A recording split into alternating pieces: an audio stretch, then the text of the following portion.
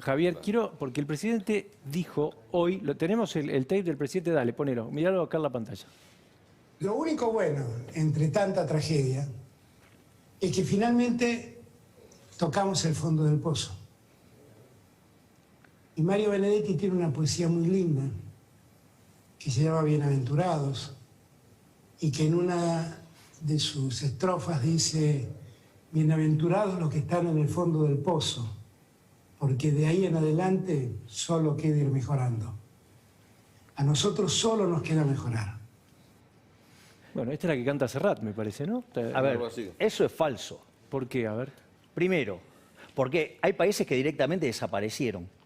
Argentina, si continúa con este esquema de política económica de acá al futuro, como dice mi colega José Luis Espert, Argentina va a ser la villa miseria más grande de todo el mundo.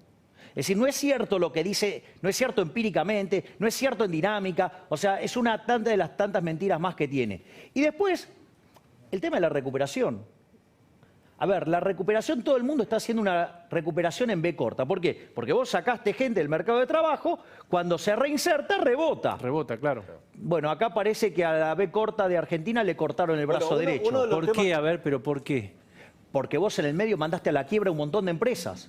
Es decir, este mecanismo de cuarentena estúpido que aplicó Argentina generó un desastre en el plano real. Te mandó a la quiebra a las empresas. ¿No pueden aparecer otras empresas? No van a aparecer otras empresas porque vos tenés un gobierno que sistemáticamente avanza sobre el derecho de propiedad. Si vos no vas a poder ganar plata, vos no vas a invertir. Vos, por ejemplo, mirás el tipo de cambio. El tipo de cambio, hay una explosión de número de tipo de cambio. Es decir, vos sabés que el factor fundamental que tiene el sistema de precios es ser un mecanismo de coordinación. Transmite información, hay personas que van a ser demandantes, otros van a ofrecer, hay desajustes y eso va a implicar que el precio se mueva. Cuando vos tenés tantos precios para un solo bien, la economía está descoordinada y es el desastre que vos tenés. Hay un tema que hoy, después lo que dijo Liotti y Francisco Juegues, que los empresarios hoy en ideas también criticaban, o que no están conformes, es con la política sanitaria. Los resultados a esta altura de la política sanitaria, la lucha con la pandemia, son malísimos. Argentina está quinto en cantidad de casos positivos, hoy somos el quinto país, y solo superado por Estados Unidos, que tiene 328 millones de habitantes, India que tiene más de 1.300 millones, Brasil que tiene 210 millones, Rusia con 145 millones. O sea, nos ganan 4 países en cantidad de casos positivos que tienen muchísima más población que nosotros y que testean mucho más que nosotros. Esto genera bronca también en el sector empresariado, porque hoy el presidente dijo en un momento: si usted piensa que este gobierno no quiere a las empresas, piensen en los ATP, piensen en los IFE. Nunca un gobierno se preocupó o les interesó tanto a las empresas. Y la verdad que a estos empresarios no los corres por ahí. Estos empresarios lo que quieren es ver cuándo se pone en marcha la economía, la producción, cuándo vuelve a rodar la economía. Y con estos indicadores sanitarios que tienen mucho que ver en este atascamiento, va a ser difícil, o cada vez el punto de partida va a ser cada vez más lejano. ¿Por qué le decías a Javier que no te había contestado? No, porque yo le había preguntado qué haría él en una situación así. Suponete que vos podés vos podés poner tu equipo y tenés que decir qué vas a hacer. Lo primero que vos tenés que hacer es ponerte de acuerdo con los jugadores fundamentales de la economía, porque vos vas a tener que hacer un tremendo programa económico.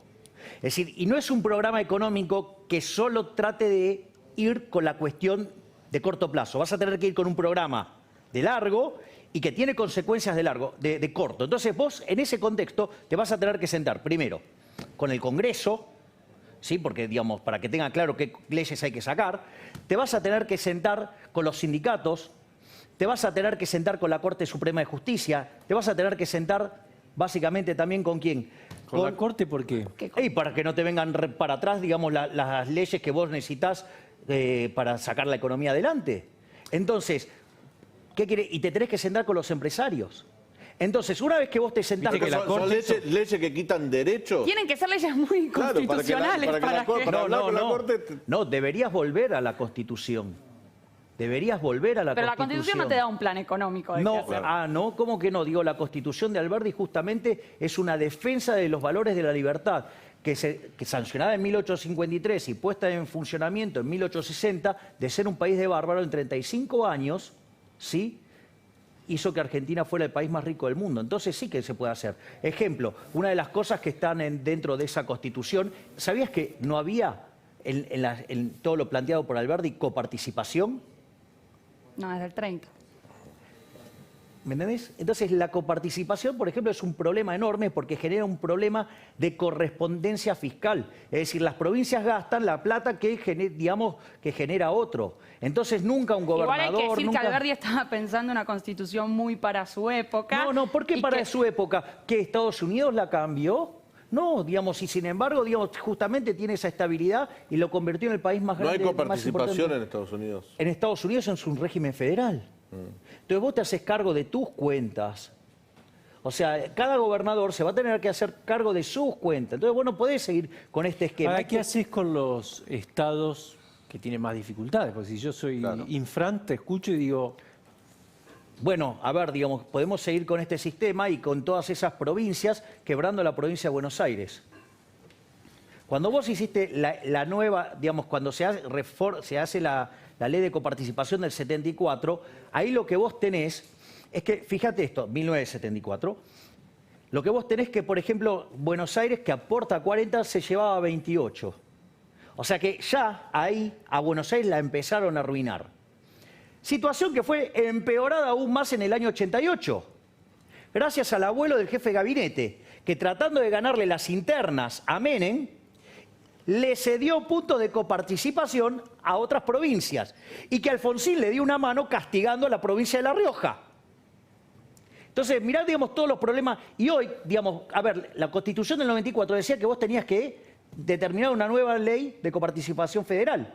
Sí, claro, pero necesita el voto de todos. Entonces, obviamente, los que están parasitando a Buenos Aires, a la capital federal y demás, ¿qué pasa? Digamos, no van a aceptar. Ahora, ¿no puede haber una oportunidad también en esto? Porque vos decís, bueno, está bien, estamos en un momento realmente crítico.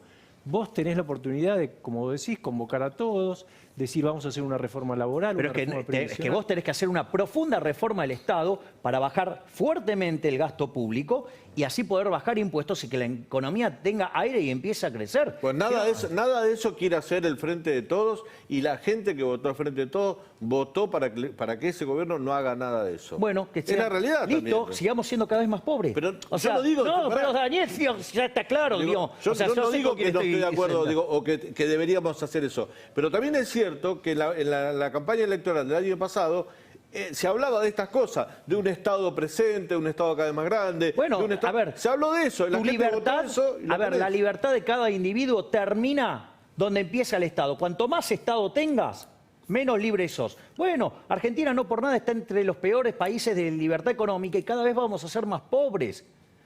Vamos a ser cada vez más pobres. A ver, Argentina... Pero cada vez somos más pobres, es lógico. Pero que no tengas duda. A ver, Argentina arrancó el siglo XX siendo el país más rico del mundo.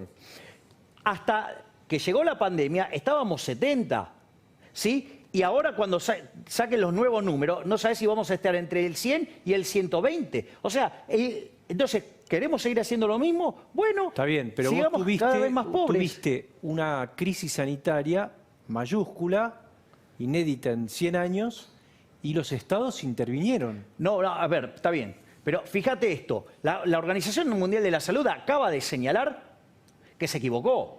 Es decir, después de la payasada de la semana pasada cuando dijo, no, hay que tomar, digamos, los infectados, multiplicar por 21 por los asintomáticos, esa mentira no se la creyeron ni ellos. A ver, hay un trabajo, digo, eso yo lo muestro en el libro, el 99,5% de la caída del PBI mundial que el mundo tuvo este año obedece a la cuarentena. Es decir, al modelo de cuarentena que impulsó la Organización Mundial de la Salud. ¿Qué es lo que hizo la Organización Mundial de la Salud? Amenazó que venía una nueva fiebre española. La fiebre española ocurrió entre 1918 y 1920. ¿Sí?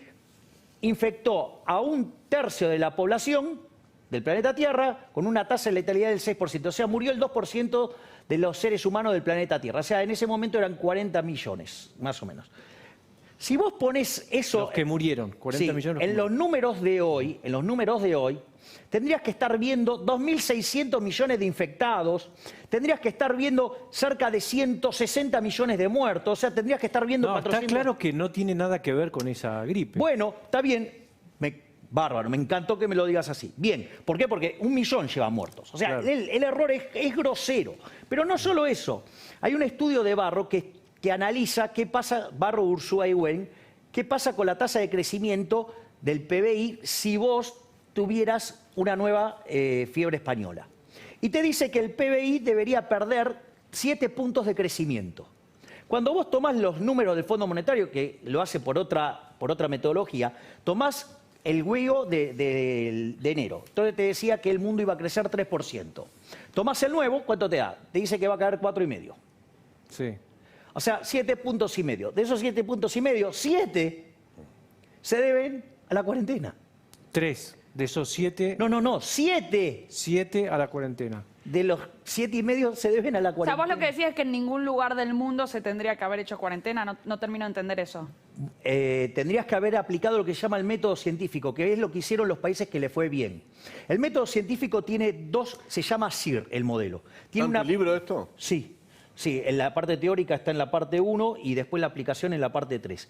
El modelo SIR, que quiere decir susceptibles, infectados y removidos, tiene dos partes para lo que es el manejo de la epidemia. Una parte depende de la responsabilidad de los individuos. Distanciamiento social, uso de barbijo, cuestiones de higiene, los protocolos, eso queda, digamos, en manos del sector privado. Y después la parte más importante que tiene que dar el sector público, porque, digamos, lamentablemente a mis preferencias hay estado de bienestar por todos lados, que en realidad se deberían llamar estado de malestar. ¿Qué es lo que dice? Es fundamental el tema de los testeos. Vos tenés que hacer testeos masivos. ¿Por qué haces testeo masivo? Porque cuando vos haces testeos masivos, identificás los que están infectados. Entonces, cuando los removés... Los aislás, claro. Claro, la tasa, digamos, se contagia menos gente. Entonces vos llegás a un mejor control de la epidemia. Ahora, claro, para eso vos tenés que hacer muchos test, ¿no? O sea, y no solo testear gente, sino a los vínculos directos y a un vínculo más. Entonces, ¿qué es lo que hicieron los países que les fue bien con esto? Ahora, fíjate esto. ¿Por qué no se hicieron testeos acá? Te lo digo yo. Porque había que importarlos y no podían robar. Entonces, ¿qué es lo que, ante el derrumbe de la recaudación, qué priorizó el gobierno? Mantener el gasto público, porque era la de ellos, ¿sí? Por ejemplo... Acaban de importar. Incrementar, por ejemplo, el aparato clientelístico, ¿sí? Dando todos estos programas que es una invasión de papelitos, ¿sí? Hacer obra pública, porque ahí, digamos, Javier, siempre hay una ventaja. ¿Me esperás que tengo que ir a la tanda y seguimos? Porque está interesante. Te quiero preguntar además si te vas a dedicar a la política, si se viene la fórmula Milei Expert o viceversa, porque parece que los libertarios están cerca del 10% en algunas encuestas. Vamos y volvemos, dale.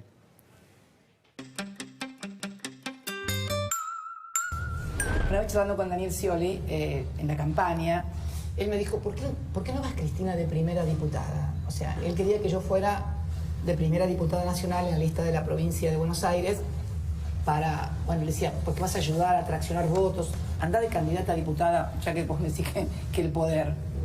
Y yo le dije, no, Daniel, van a decir, si yo voy de candidata a diputada nacional, porque él decía que eso traccionaba y ayudaba a los votos. Por ahí tenía razón, pero bueno. Yo dije, si voy de candidata a primera diputada, ¿sabes lo que van a decir? Que voy de comisaria política tuya, que voy para controlarte desde la Cámara de Diputados, sería muy malo. ¿Fórmula Milei Expert o no? Mirá, José Luis está siendo candidato por la provincia de Buenos Aires, sería candidato a diputado por la provincia de Buenos Aires, y en mi caso iría como candidato por la capital federal, o sea, por la Ciudad Autónoma de Buenos Aires. Pero están trabajando juntos entonces. Sí, claro, obviamente, me unía al Frente Despertar. Y ahí seguramente el primer enemigo de usted va a ser Juntos por el Cambio, que va a decir, hay gente que podría votarnos a nosotros. Claro, y dividen el voto opositor. Son funcionales al kirchnerismo, les van a decir. Bueno, eso es falso. Eso es ¿Por falso. qué? A ver. Porque en realidad, supongamos que efectivamente fuera como dice Juntos por el Cargo, que nosotros somos funcionales al kirchnerismo. La realidad es que nosotros, cuando haya que votar por cercenamiento de libertades individuales, aumento de precios, de impuestos, aumento de regulaciones, nosotros no vamos a estar de acuerdo y ahí nos vamos a oponer. Sin embargo, eso Juntos por el Cargo no lo puede asegurar, porque ellos, por ejemplo, restablecieron el cepo, defoltearon la deuda en digamos, de legislación local. Por ejemplo, avanzaron sobre la propiedad privada. Esa es la diferencia que tiene con López Murphy, por ejemplo. Por ejemplo, avanzaron sobre la propiedad privada con la ley de góndolas, digamos, mandaron ya en este gobierno lo que es, por ejemplo, la ley de alquileres, el teletrabajo, ¿sí? Es más, subieron el impuesto a la renta financiera. Por lo tanto, o sea, ninguna de esas cosas que va en contra del sector privado, en contra de las libertades individuales y todo eso, nosotros vamos a votar en contra, cuando en realidad, digamos, Juntos por el Cambio, digamos, ahí se parece mucho al kirchnerismo. Javier. Y lo que tiene que ver en lo estrictamente institucional, Sí.